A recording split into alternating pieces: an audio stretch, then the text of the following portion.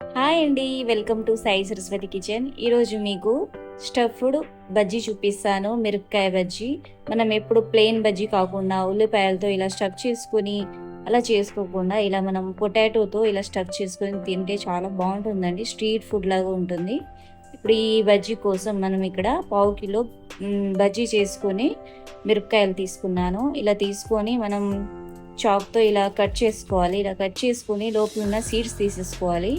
ఇవి ఉంటే కొంచెం కారంగా ఉంటుంది. తీసేస్తే మనకు అంత కారం అనిపించదు. పిల్లలు కూడా చక్కగా తినేస్తారు. ఇలా తీసేసుకోవాలి అన్నిటినీ.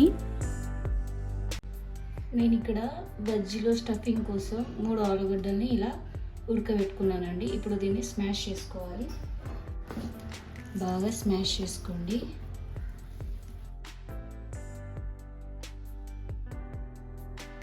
ఇలా మెత్తగా స్మాష్ చేసుకోవాలి. స్టఫింగ్లో మసాలాలు వేసుకుందాం. టీ స్పూన్ సాల్ట్, కొద్దిగా పసుపు వేసుకోవాలి, టీ స్పూన్ జీలకర్ర పొడి, టీ స్పూన్ కారం, టీ స్పూన్ చాట్ మసాలా వేసుకోవాలి, కొత్తిమీర వేస్తున్నాను. ఇప్పుడు అరచక్క నిమ్మరసం పిండుకోండి. చాలా బాగుంటుందండి ఇది వేసుకుంటే టేస్ట్. ఆలు స్టఫింగ్ని బాగా మిక్స్ చేసుకోవాలి. మసాలాన్ని బాగా కలిసేంత వరకు బాగా ఇలా కలుపుకోవాలి.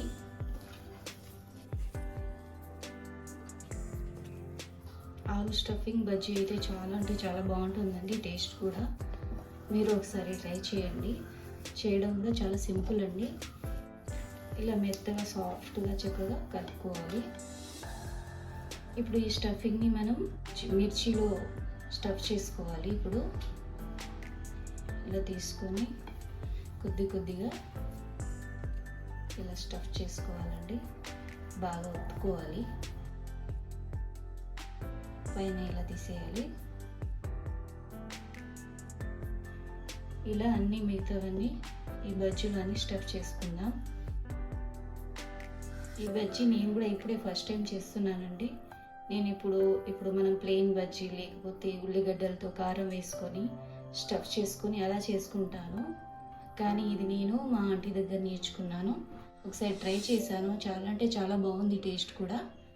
అయితే ఈ బజ్జీ మేము ఒకసారి బీచ్కి వెళ్ళినప్పుడు తిన్నామండి. అక్కడ చాలా అంటే చాలా బాగుంది ఆ బజ్జీలు అయితే. అది ఎలా చేయాలో మా ఆంటీ దగ్గర అడిగి మరీ నేర్చుకున్నాను. మిగతావన్నీ కూడా అన్నీ స్టఫ్ చేసుకుందాం. ఇలా స్టఫ్ చేసుకుని ఒకేసారి పక్కన పెట్టేసుకుంటే మనకు సింపుల్గా అయిపోతుంది. స్టఫింగ్ అయిపోయిందండి. ఇప్పుడు పక్కన పెట్టేసుకుందాం. ఇప్పుడు మనం పిండి కలుపుకోవాలి. నేను ఇక్కడ 1 కప్పు శనగపిండి తీసుకున్నానండి.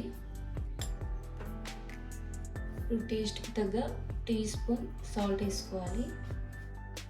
కొద్దిగా పసుపు వేసుకున్నాం. టీ స్పూన్ కారం. ఇక్కడ నేను టీ స్పూన్ వాము వేస్తున్నానండి.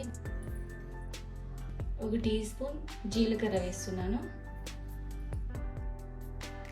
చిటికెడు వంట సోడా వేస్తున్నాను. అదేనండి బేకింగ్ సోడా.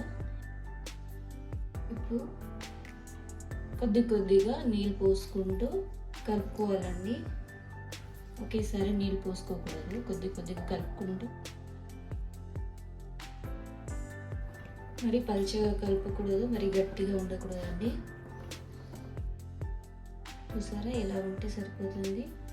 అప్పుడే బజ్జీలకి బాగా పడుతుందండి. ఇప్పుడు మనం 1 టేబుల్ స్పూన్ వేడి నూనె, అంటే చాలా వేడిగా ఉండాలండి. ఆ వేడి నూనె 1 టేబుల్ స్పూన్ వేయండి. అప్పుడే బజ్జీ అనేది క్రిస్పీగా వస్తుంది. టేస్ట్ కూడా చాలా బాగుంటుంది.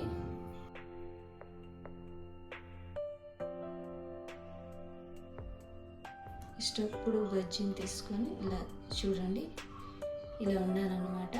చూసారా ఎంత చక్కగా ఉందో. ఇలా పట్టాలి బజ్జీకి. అప్పుడే చాలా బాగుంటుంది. పొంగుతూ వస్తుంది అనమాట.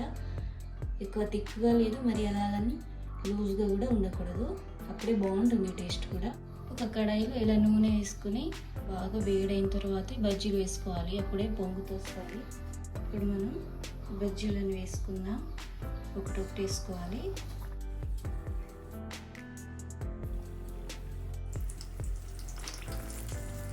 ఇక్కడ ఫ్లేమ్ అనేది లో టు మీడియం ఫ్లేమ్లో ఉండాలండి.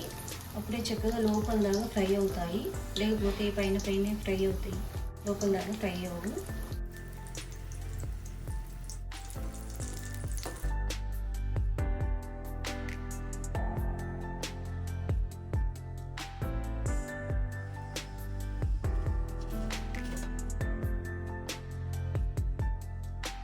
చూడండి, మన స్టఫ్డ్ బజ్జీ రెడీ అయిపోయిందండి. చాలా అంటే చాలా సింపుల్గా చేసుకోవచ్చు.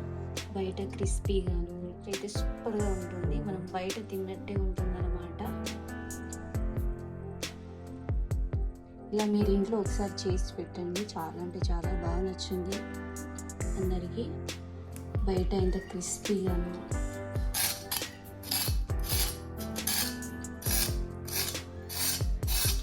చూడొచ్చు ఎంత క్రిస్పీగా ఉందో బజ్జీలు.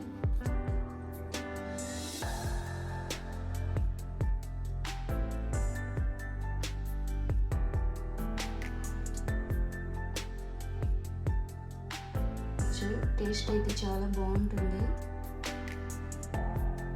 కొన్ని ప్లెయిన్ చేశానమాట. ప్లెయిన్లో ఇప్పుడు స్టఫ్ చేసుకుందాం. ఇప్పుడు మనం నైఫ్తో ఇలా కట్ చేసుకోవాలి. ఇలా కట్ చేసుకొని మనం కట్ చేసి పెట్టుకున్న ఆనియన్స్ని ఇలా వేసి గార్లిష్ చేసుకోవాలి. ఇప్పుడు క్యారెట్ కూడా ఇలా తురుముకొని వేసుకోవాలి. ఇప్పుడు అరచెక్క నిమ్మరసం పిండుకోవాలండి. చాలా అంటే చాలా బాగుంటుంది టేస్ట్ అయితే. ఇప్పుడు సాల్ట్ కొద్దిగా వేసుకొని ఇప్పుడు కారం కూడా కొద్దిగా వేసుకోవాలి, టేస్ట్ బాగుంటుంది. అంతేనండి, ఇప్పుడు మనం ఆనియన్ స్టఫ్డ్ కూడా అయిపోయింది. Potato stuffed, onion stuffed bajji అయిపోయిందండి. చాలా అంటే చాలా ఈజీగా చేసుకోవచ్చు, టేస్ట్ కూడా చాలా బాగుంటుంది. మీరు ఒకసారి ట్రై చేయండి. మీకు ఈ రెసిపీ నచ్చితే లైక్ చేయండి, షేర్ చేయండి, అలాగే సబ్స్క్రైబ్ చేసుకోండి. Thanks for watching.